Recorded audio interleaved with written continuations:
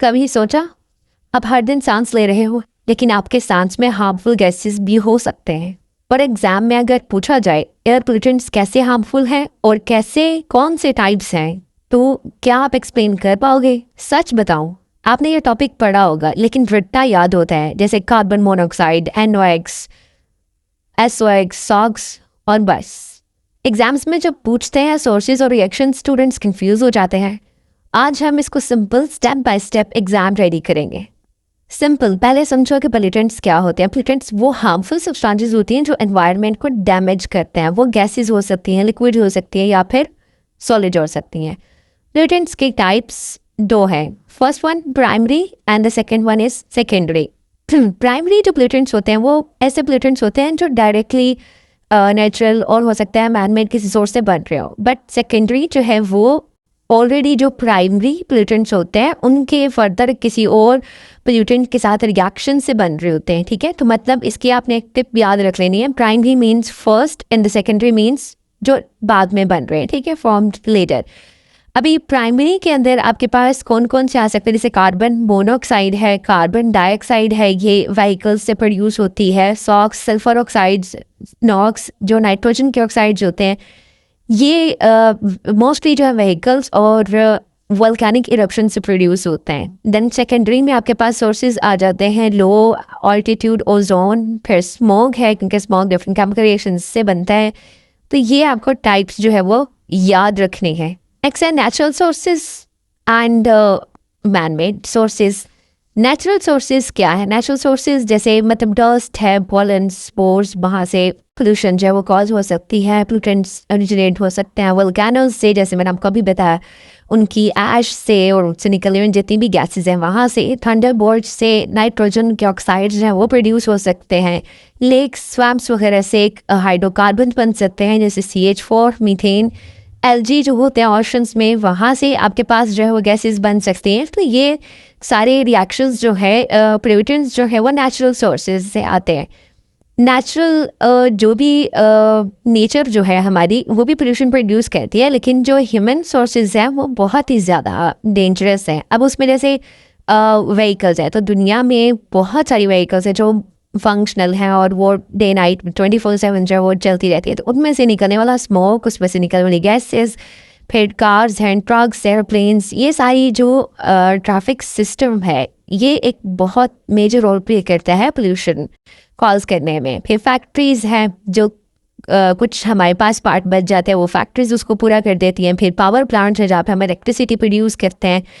फिर fossil fuels जो हम बर्न कर रहे हैं, ऑब्वियसली व्हीकल्स में, ट्रांसपोर्ट सिस्टम में कार्बन मोनोऑक्साइड, कार्बन डाइऑक्साइड और हाइड्रोकार्बन जो उनसे रिलीज हो रहे हैं, तो ये फॉसिल फ्यूल बर्निंग भी एक मेन रीज़न है पोल्यूशन कॉज करने के लिए। फिर उसके बाद वुड बर्निंग से जो है वो कार्बन मोनोऑक्साइड रिलीज होती है, PM रिलीज होता है, पार्टिकुलेट मैटर जिसे हम कहते हैं। तो ये वो सारी एक्टिविटीज़ हैं जिससे पोल्यूशन जो है वो सोर्स होती है। नेक्स्ट है important air pollutants. Important air pollutants आप यहाँ पर देखें तो अभी हम मेनली इनको देख लेते हैं, फिर हम वन बाय वन एक्सप्लेन करेंगे। First of all oxides of carbon, जैसे कार्बन मोनोऑक्साइड है, कार्बन डाइऑक्साइड है। फिर ऑक्साइड्स ऑफ सल्फर जिनको हम सॉक्स कहते हैं, and then oxides of nitrogen जिनको हम नॉक्स कहते हैं। फिर ओजोन है, लोअर ऑल्टीट्यूड जो ओजोन होती है वो। फिर CFCs क्लोरोफ्लोरोकार्बन्स हैं उसमें, PHS, POPs, VOCs, PM, heavy metals. हम वन बाय वन इन सबको डिस्कस करते हैं। आपने जस्ट नाम याद रख लेने हैं कि एयर पोल्यूटेंट्स जो मेनली है वो कौन कौन से हैं। अब हमने इनके सोर्सेज देखने हैं, कहाँ से ये आपके पास पोल्यूटेंट्स जो है वो आते हैं, क्या मेजर इम्पैक्ट्स हैं इनके, तो हम इनको डिस्कस करते हैं। First of all oxides of carbon. Carbon के ऑक्साइड्स आपके पास कौन कौन से हैं? कार्बन मोनोऑक्साइड और कार्बन डाइऑक्साइड। कार्बन मोनोऑक्साइड जो है वो कहाँ से बनता है? जब इनकम्प्लीट कंबस्शन होती है तो उस टाइम पे क्या होता है, कार्बन ऑक्सीजन के साथ जब रिएक्ट कर रही होती है तो कार्बन मोनोऑक्साइड बन रहा होता है। ठीक है, और जो कार्बन डाइऑक्साइड है वो कैसे बनती है? कंप्लीट कंबस्टन से बनती है। कंप्लीट कंबस्टन जब हो रही होती है तो कार्बन ऑक्सीजन के साथ जब एड अप होता है, रिएक्ट करता है, तो CO2 बन रहा होता है आपके पास, कार्बन डाइऑक्साइड। अब जो कार्बन मोनोऑक्साइड है ये कार्बन डाइऑक्साइड से बहुत ज़्यादा पॉइजनस है। इसके जो ब्रीथिंग जो है वो सफोकेशन कॉज करता है। ये क्योंकि ये हीमोग्लोबिन जो है उसके साथ बाइंड कर जाता है और जैसे ही बाइंड करता है तो सफोकेशन कॉज करता है। फिर इसके ट्रीटमेंट के लिए हाई प्रेशर ऑक्सीजन थेरेपी की ज़रूरत होती है। ऐसे ही कार्बन डाइऑक्साइड है, ये भी ऑब्वियसली पोल्यूटेंट है, तो ये इसके भी बहुत सारे जो है वो इफ़ेक्ट्स हैं, जैसे ग्रीन हाउस गैस है ये कार्बन डाइऑक्साइड, और ये ग्लोबल वार्मिंग कॉज कर सकती है। फिर जो इंटरेस्टिंग फैक्टर्स का ये है कि जो कार्बन डाइऑक्साइड का लेवल है, कार्बन डाइऑक्साइड लेवल्स को स्टडी किया जाता है वर्ल्ड वाइड क्लाइमेट चेंज को ट्रैक करने के लिए। तो क्लाइमेट चेंज जब भी हम डिस्कस करते हैं तो उसमें अपने कार्बन डाइऑक्साइड के जो लेवल्स हैं इनको मॉनिटर करना होता है कि किस ईयर में कितना कार्बन डाइऑक्साइड किस कंट्री से प्रोड्यूस हुआ और वो कितना कंट्रीब्यूट कर रहा है, कितना फॉल आ रहा है, कितना इंक्रीज हो रहा है। ऑब्वियसली फॉल तो नहीं आ रहा बट इंक्रीज ही हो रहा है। लेकिन अगर आपको इन लेवल्स के लिए ग्राफ बन जाएगा, ग्राफ बना लेंगे आप, तो आप इजीली ट्रैक कर सकते हैं कि क्लाइमेट में कितना चेंज आया और किस तरीके से आया है। Next one is oxides of nitrogen, जिन्हें हम नॉक्स भी कहते हैं। ये दो आपके पास ऑक्साइड्स हैं, nitric oxide and nitrogen dioxide. जो नाइट्रिक ऑक्साइड है ये किस तरीके से बनता है, हीट, अगर आप नाइट्रोजन और ऑक्सीजन, क्योंकि दोनों गैसेस इन्वायरमेंट में मौजूद है, इनको हाई टेम्परेचर पे जब हीट करते हैं तो ये क्या बन जाता है, नाइट्रिक ऑक्साइड बन जाता है। अब यही नाइट्रिक ऑक्साइड जब इन्वायरमेंट में जाता है और वहाँ पर ऑक्सीजन के साथ रिएक्ट करता है तो NO2 बनाता है, नाइट्रोजन डाइऑक्साइड बनाता है। अब मतलब इनके जो सोर्सेज हैं ये बन कहाँ से रहे हैं, ये हाई टेम्परेचर कंबस्शन से बन रहे हैं, मतलब ऑब्वियसली व्हीकल से, पावर प्लांट से, जो माइक्रोबियल एक्टिविटीज़ जो ओशंस में होते हैं इनसे बन सकता है, क्योंकि ये नाइट्रोजन को जो है उसकी ब्रेक डाउन करते हैं, नाइट्रोजन रिलीज़ करते हैं। फिर उसके इनके जो साइड इफ़ेक्ट्स हैं वो क्या है कि ये ओजोन को डिप्लीट कर रहे हैं, एसिड रेन में कंट्रीब्यूशन करते हैं, स्मोक बनने में कंट्रीब्यूशन कर रहे हैं। तो ये किस किस तरीके से कंट्रीब्यूट कर रहे हैं, एसिड रेन, ओजोन कैसे डिप्लीट हो रही है, स्मोक कैसे बनती है, ग्लोबल वार्मिंग किस तरीके से हो रही है, उसके पीछे क्या कॉजेज़ हैं, क्या सोर्सेज हैं, तो वो सब भी हम नेक्स्ट उसको स्टडी करेंगे। नेक्स्ट है sulphur, oxides of sulphur, socks. Socks में आपके पास दो गैसेज है, first one is sulphur dioxide and the second one is sulphur trioxide. ये कहाँ से आते हैं, जितने भी आपके पास फॉसल फ्यूल्स हैं जैसे कोल है और ऑयल है, जब हम इनको बर्न करते हैं तो इनसे निकलने वाली जो गैसेस होती हैं वो ये सॉक्स होती हैं, sulphur dioxide and sulphur trioxide. अब इनकी ट्रांसफॉर्मेशंस जब होती हैं तो तब ये ज़्यादा आपके पास जो है वो डेंजरस बन जाते हैं। कैसे, फॉर एग्जांपल जैसे सॉक्स है, लेट्स सपोज आपके पास सल्फर डाइऑक्साइड है, सल्फर ट्राइऑक्साइड है, तो जब वो रेन हो रही हो तो उसमें जो मतलब वाटर के साथ जैसे ये रिएक्शंस करेंगे तो ये क्या बनाते हैं, एसिड बनाते हैं, H2SO4 सल्फ्यूरिक एसिड बनाते हैं। तो ये वाटर के साथ मिक्सअप होकर तो उस वाटर को भी क्या कर देते हैं, एसिडिक बना देते हैं। अब इससे होगा क्या, इसका मेन जो है वो इम्पैक्ट क्या होता है कि जो इकोसिस्टम है हमारा, मतलब उसको ये डैमेज कर रहे हैं। फिर जो बिल्डिंग्स हैं उनको ये डैमेज करें, बिल्डिंग्स के पेंट्स वगैरह को ये और उनके मार्बल्स को बहुत ही फेड कर रहे हैं।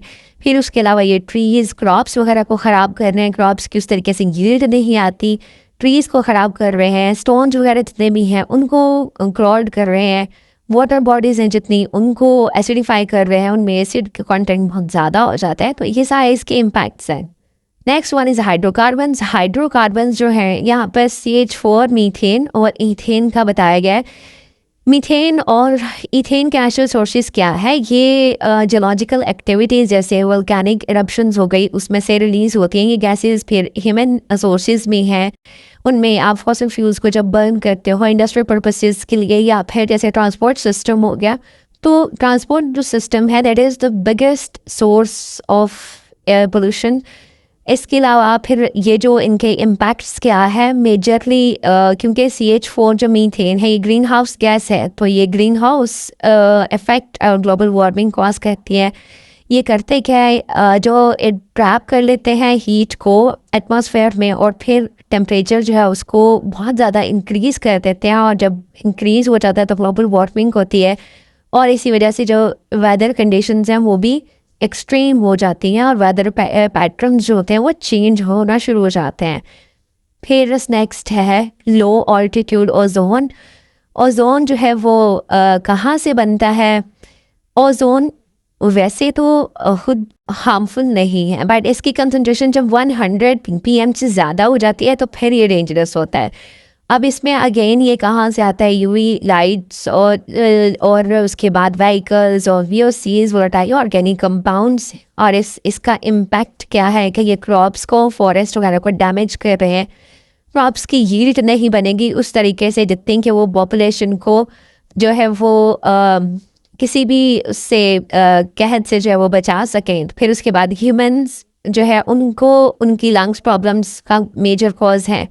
फिर उसके बाद रबर और प्लास्टिक फैब्रिक्स वगैरह को ये डिग्रेड करते हैं, उनकी जो लाइफ टाइम है उसको रिड्यूस कर देते हैं।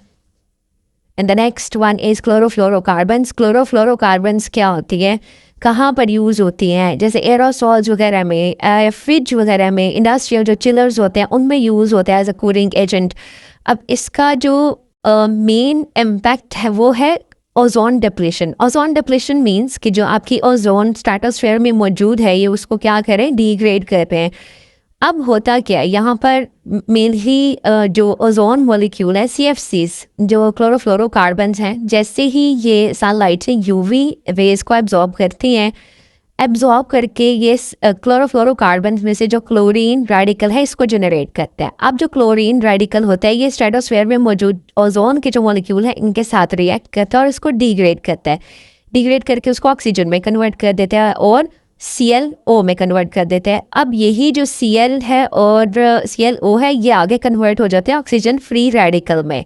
अब अगेन ये सनलाइट की तरफ जाते हैं, फिर वही प्रोसेस जो है वो सारा ये अगेन एटमॉस्फेयर में जाते हैं और फिर सारा प्रोसेस अगेन रिपीट हो रहा होता है। तो जो मेजर इसका जो फैक्टर है वो ये है कि अगर एक आपके पास CFC क्लोरोफ्लोरोकार्बन का कोई एक मॉलिक्यूल भी हो तो वो एटलीस्ट 1 लाख ओजोन मॉलिक्यूल्स को डिस्ट्रॉय कर सकता है। तो आप सोचें कि फुल जो पूरी दुनिया है इसमें कितने एरोसॉल्स जो है वो डेली बेसिस पे जो ओजोन है CFCs हैं उनको एमिट कर रहे हैं, और डोमेस्टिक रेफ्रिजरेटर्स जो हैं, जो इंडस्ट्रियल चिलर्स हैं, ये डेली बेसिस पे कितना CFCs जो है वो एमिट कर रहे हैं और वो CFCs कितने ओजोन मॉलिक्यूल्स को डेली बेसिस पे डिस्ट्रॉय कर रहे हैं। अब ये जितना इनको डिस्ट्रॉय करेंगे उतनी ही पोल्यूशन जो है वो ज़्यादा होगी। The next one is PAHs, polycyclic aromatic hydrocarbons. Aromatic hydrocarbons basically ozone molecules होते हैं, पॉलीसाइक्लिक हैं तो मीन जिनमें एक से ज़्यादा साइकिल्स हैं। जैसे यहाँ पर देखें तो ये 2 बेंजीन साइकिल्स हैं, नेफ्थलीन एंथ्रासीन इनमें 3 है, नैंथरीन में भी 3 हैं, पर उनकी अरेंजमेंट थोड़ी सी डिफरेंट है। तो इनको हम कहते हैं पॉलीसाइक्लिक एरोमेटिक हाइड्रोकार्बन्स या फिर PHS। इनका मेनली जो सोर्स है वो क्या है, कहाँ से ये जो है वो प्रोड्यूस होते हैं, इनकम्प्लीट कंबस्टन से प्रोड्यूस होते हैं। फॉसिल फ्यूल्स को जब बर्न करते हैं या वुड को या गार्बेज को, वहाँ से प्रोड्यूस हो सकते हैं।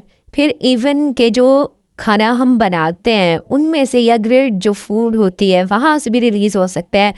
अब इनका जो मेन इफ़ेक्ट है वो क्या है, ये डायरेक्ट जो सेल्स हैं उनको ट्रिगर कर सकते हैं और ट्यूमर कॉज कर सकते हैं। मतलब कैंसर जो है वह ह्यूमंस में जो है उसका मेनली ये कॉज है।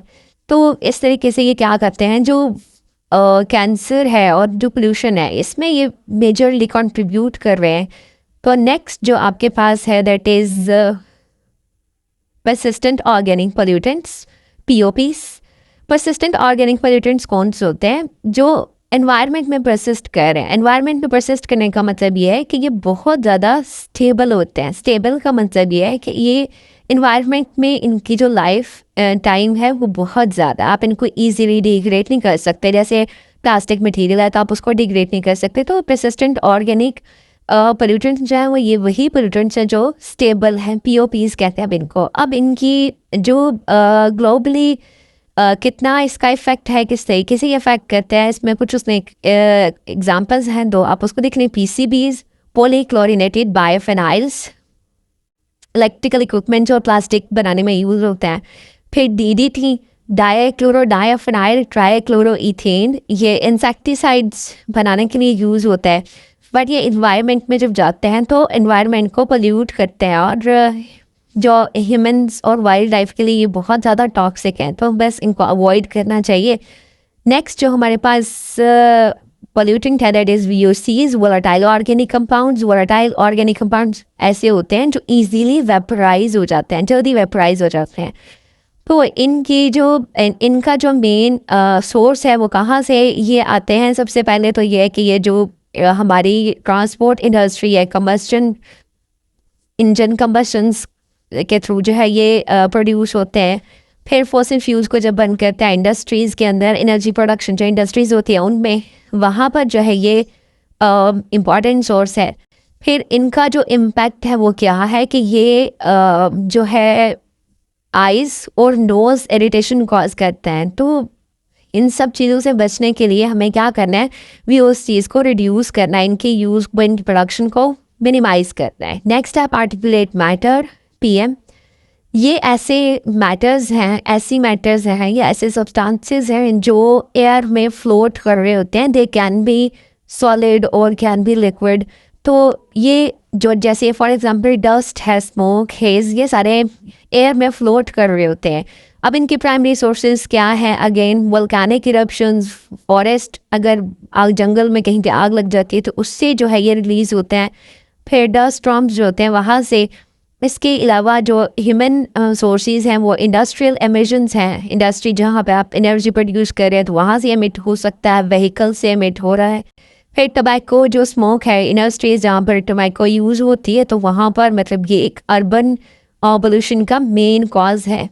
नेक्स्ट जो पोल्यूटेंट है दैट इज़ लास्ट वन, ये हैवी मेटल्स जैसे lead, mercury and cadmium.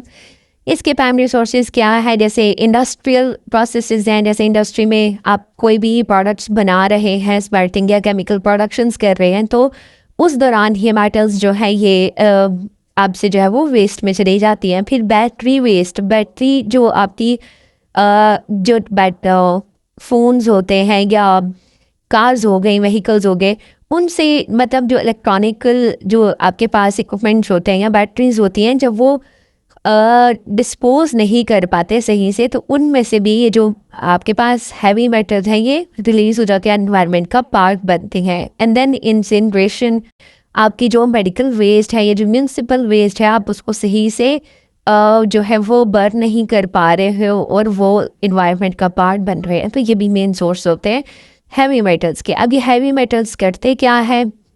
Neurotoxic है। न्यूरोटॉक्सिक मीन्स ये आपके ब्रेन सेल्स को, नर्व सेल्स को क्या करते हैं? डैमेज करते हैं। आपका जो सेंट्रल नर्वस सिस्टम है CNS, उसको डैमेज करते हैं। फिर किडनी और लीवर को डैमेज कर रहे हैं।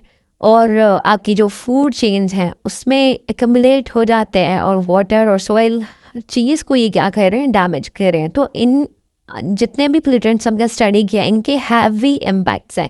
तो आपने आपकी फुल कोशिश ये होनी चाहिए कि आपने इनको अपनी जो डेली रूटीन लाइफ है उसमें आप क्या ऐसा कुछ परफॉर्म कर सकते हैं कि आप इनको रिड्यूस कर सकें, एटलीस्ट मिनिमाइज़ कर दें। तो अभी हम इसकी एक शॉर्ट सी जो है वो रिवाइज कर लेते हैं इसको। एयर पोल्यूटेंट्स एंड उसके सोर्सेज, नेचुरल सोर्सेज थे और ह्यूमन सोर्सेज थे। नेचुरल सोर्सेज क्या थे कि डस्ट है, वोल्केनिक इरप्शंस है, स्वैम्प्स हो सकते हैं, एल्गी से प्रोड्यूस हो सकते हैं। फिर हमने जो ह्यूमन सोर्सेज पढ़े, व्हीकल्स, जो हमारा ट्रांसपोर्ट सिस्टम है, फैक्ट्रीज से, फॉसिल फ्यूल से और वुड बर्निंग, स्मोक, ये सारे ह्यूमन सोर्सेज है जहाँ से एयर जो है वो पोल्यूट हो सकती है। फिर हमने टाइप्स ऑफ पोल्यूटेंट्स पढ़े थे, वो दो थे, primary pollutants and secondary pollutants. Primary pollutants में जैसे कार्बन मोनोऑक्साइड है, CO2, कार्बन डाइऑक्साइड, नॉक्स है, फिर सॉक्स और फिर हाइड्रोकार्बन जैसे मीथेन हो गया और इथेन हो गया। फिर सेकेंडरी पोल्यूटेंट्स में हमने PH और POPs, VOCs, PM और जो है वो हैवी मेटल्स जैसे कैडमियम, लेड और मर्करी, इनको डिस्कस किया है। तो आपने मेजरली जो है पहले तो पोल्यूशन आपको पता होना चाहिए कि क्या होता है, फिर उनकी types majorly, primary and secondary, उनके एग्जांपल्स, और फिर नेचुरल सोर्सेज क्या है आपके पास और ह्यूमन सोर्सेज क्या है, इन सब का आपको आइडिया आना चाहिए। ओके स्टूडेंट्स, रिसर्च गैप क्या है इसके अंदर जो हमने जितना स्टडी किया है, तो आप लोग जो है ये देख सकते हैं कि जो अर्बनाइजेशन है, रैपिडली पॉपुलेशन जो है वो इंक्रीज़ होती जा रही है और शहरों में आबादी और ज़्यादा बढ़ती जा रही है, तो ये ओजोन फॉर्मेशन को किस तरीके से चेंज कर रहा है, आप इसको स्टडी कर सकते हैं, रिसर्च कर सकते हैं इसके ऊपर। और फिर ग्लोबल वार्मिंग सेकेंडरी पोल्यूटेंट्स को इतना कैसे एक्सेलरेट कर रही है, ग्लोबल वार्मिंग दिन पर दिन बढ़ती जा रही है, टेम्परेचर आपका बढ़ता जा रहा है, इसके ऊपर आप रिसर्च कर सकते हैं ऐसा क्यों हो रहा है। एंड देन आप स्टडी कर सकते हैं हेल्थ इम्पैक्ट्स, जैसे VOCs है, तो VOCs आपकी बॉडी जो सिस्टम्स हैं उनके ऊपर ओवर द टाइम क्या इम्पैक्ट छोड़ रहे हैं। फिर पार्टिकुलेट मैटर का जो साइज़ है वो लॉन्ग टर्म के लिए हमारे रेस्पिरेटरी डिजीज़ रिस्क के लिए किस लेवल तक जो है वो इम्पॉर्टेंट है, हम इसकी टॉक्सिसिटी को किस तरीके से रिड्यूस कर सकते हैं, इनको आप स्टडी कर सकते हैं। इनके ऊपर आप शॉर्ट असाइनमेंट्स बना सकते हैं, रिसर्च प्रोजेक्ट्स बना सकते हैं, अपने स्कूल्स में सबमिट कर सकते हैं। एंड देन उसके बाद जो है वो डेवलपिंग नेशंस जो है वो किस तरीके से CFCs को जो है वो रिप्लेस कर रही हैं, आप उसको स्टडी कर सकते हैं। रेफ्रिजरेशन और एरोसोल प्रोपेलेंट्स के अंदर हम CFCs को किस तरीके से रिप्लेस कर सकते हैं। एंड देन इकोनॉमिक सॉल्यूशंस आपको ढूंढने। इकोनॉमिक सॉल्यूशंस क्या हैं कि आपने non ozone depleting substance ODS जो है वो ढूंढने हैं जो बेस्ट काम करते हों और वो चीप भी हो। तो अगर आप इनकी असाइनमेंट्स बना लेंगे, इनकी research projects mini research projects अगर आप सबमिट करते हैं तो बहुत हद तक आपके पास जो है वो इस पूरे टॉपिक के ऊपर नॉलेज होगा, और आप जिस तरीके से भी आपके पास क्वेश्चंस होंगे बोर्ड में आप उनको सॉल्व कर पाएंगे, क्योंकि आपने ऑलरेडी कंसेप्चुअल स्टडी भी की होगी और रिसर्च भी की होगी। तो आप इतने कैपेबल हो जाएंगे, किसी भी तरीके का क्वेश्चन आए तो आप उसको कर सकते हैं। अब उन क्वेश्चन के अंदर आपने मेनली लिखना क्या है, लाइक आपने पहले तो ये लिखना है कि आपके पास पोल्यूटेंट्स की टाइप्स कितनी है विद एग्जांपल्स, और फिर आपने उन सबको लिखना है 1 बाय 1। फिर उनके सोर्सेज बताने हैं, चाहे वो नेचुरल हो या फिर ह्यूमन मेड हो, मैन मेड, आपने वो सारे उसको देखने हैं। एंड देन आपने केमिकल रिएक्शंस लिखने हैं जितने पॉसिबल हो सकते हैं, और फिर आपने शॉर्ट रीजंस देनी है कि अगर वो इफ़ेक्ट कर रहा है कोई पोल्यूटेंट तो वो किस तरीके से इफ़ेक्ट कर रहा है, किस तरीके से उसको रिड्यूस कर सकते हैं। तो ये सारे वो कुछ इंपॉर्टेंट टेक्निक्स हैं एग्ज़ाम के वाले से जो आप लिख सकते हैं, और आपके मार्क्स जो वो अच्छे आ जाएंगे। अब हम समराइज़ कर लेते हैं अपने पूरे लेक्चर को। सबसे पहले हमने पोल्यूटेंट्स को देखा कि पोल्यूटेंट्स क्या होते हैं। हार्मफुल गैसेज हैं जो किसी भी फॉर्म में हो सकते हैं, लिक्विड सॉलिड फॉर्म में हो सकते हैं। फिर हमने उसके टाइप्स स्टडी की, प्राइमरी जो कि डायरेक्ट जो है मेथड है, और जो सेकेंडरी है वो मतलब रिएक्शन का एक प्रोडक्ट होता है। और फिर हमने उसको सोर्सेज पढ़े, फिर हमने की पोल्यूटेंट्स पढ़े। ये सारे पोल्यूटेंट जो हमने 1 बाय 1 इनकी प्रॉपर्टीज़ स्टडी की हैं, सोर्सेज स्टडी की, और इनके क्या इम्पैक्ट्स हैं। ये 3 चीज़ें तो आपको मस्ट हर एक की आनी ही चाहिए कि जो पोल्यूटेंट्स हैं। फिर हमने इनके रिएक्शंस देखे और फिर उनके क्या इफ़ेक्ट्स थे इकोसिस्टम के ऊपर, ह्यूमन के ऊपर, वाइल्ड जो हमारे पास लाइफ है उनके ऊपर क्या इसके इफेक्ट्स हो सकते हैं। तो ये सारे आपने इसको एक दफ़ा समराइज़ कर लेना है। 1 लाइन कॉन्सेप्ट हम पूरे लेक्चर का जो क्रैक्स है उसको देख लेते हैं। एयर पोल्यूटेंट्स जो हैं वो सब्सटेंसेस हैं जो हमारे इन्वायरमेंट को हार्म कर सकती हैं, ह्यूमंस को हार्म कर सकती हैं। और कहाँ से आ सकते हैं? ये नेचुरल सोर्सेज से भी ये आ सकते हैं, और जो ह्यूमन सोर्सेज हैं हम लोग खुद भी इसको प्रोड्यूस कर रहे हैं। और इनकी जो इंक्रीजिंग इफ़ेक्ट है वो क्या है ह्यूमन हेल्थ के ऊपर, वाइल्ड लाइफ के ऊपर, क्या ये इफ़ेक्ट जो है वो कर रहे हैं। एंड स्टूडेंट्स, अगर आप चाहते हो कि कॉन्सेप्ट्स परमानेंटली क्लियर हो, न्यूमेरिकल्स ईजी हो जाए, फुल प्रेपरेशंस जो है वो सिस्टम मिले आपको, तो मेरा व्हाट्सएप चैनल ज्वाइन करो। आपको वहाँ पर notes, MCQs, test, paid courses and और बहुत सारी शॉर्ट ट्रिक्स और इसके अलावा बहुत कुछ मिल जाएगा। तो लिंक डिस्क्रिप्शन में है, अभी वहाँ से ज्वाइन कर लें। नेक्स्ट वीडियो में मैं आपको बताऊंगी एक और केमिस्ट्री ट्रिक जो बोर्ड में बार बार आती है। अगर मिस नहीं करना चाहते तो अभी लाइक कर दें, चैनल को सब्सक्राइब कर लें और बेल आइकन प्रेस कर लें। Thank you.